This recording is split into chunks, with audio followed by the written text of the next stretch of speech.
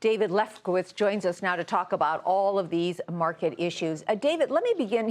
Let me introduce you properly. He's senior strategist with UBS Wealth Management. I wanted to jump right in because today we saw a lot of different cross currents, different news events in the markets. What do you think was the message of the markets? When I look at what happened in the market today, I think the biggest message was that the market was a little bit concerned about some of the softer data. We saw the non-farm payrolls report on Friday that was weaker than expected, and I think you're seeing some sort of hangover from that. Also, we had some retailers out this morning with negative pre-announcements about the holiday shopping season, so I think that also weighed a little bit on sentiment. That being said, we still think that the economic environment looks set to improve modestly as we go into 14. David, do you think investors are worried, to put it mildly, about the earnings season and what it's going to show? I think it's natural that there's a little bit of uncertainty as we're about to approach earnings season. It really kicks off in a small way this week with some of the big financials, but it takes a while for fourth quarter earnings to get underway, so it's going to build over the next couple of weeks.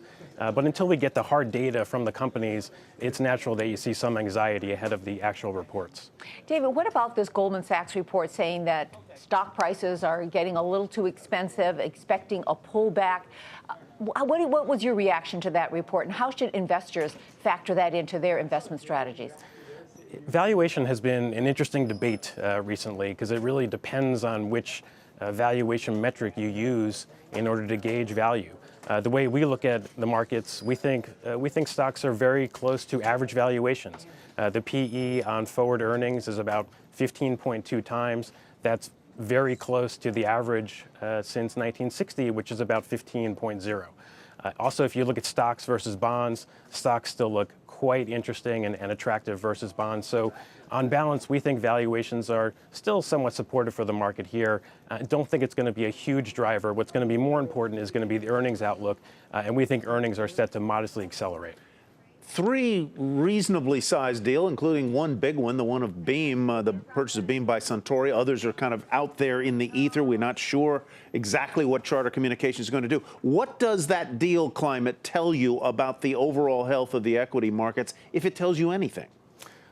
Charlie, I think it's a really good question, and I think that one of the things we think we're going to see this year is a pickup in corporate investment. So everyone knows that plant and equipment that corporations have is getting old, and all the preconditions should be in place for a nice pickup in corporate capital investment. Companies have access to low-cost financing. They're sitting on tremendous piles of cash, and with the economy beginning to accelerate modestly, and I think the fact that there's going to be less fiscal drag this year is a big deal, and that should improve the revenue growth outlook for a lot of corporate America. I think you're going to see companies respond by reinvesting in the business. One way to do that is through M&A. Another way is through buying plant and equipment. All right, David, thank you so much for coming on the program. Sure. David Lefkowitz, senior equity strategist with UBS Wealth Management.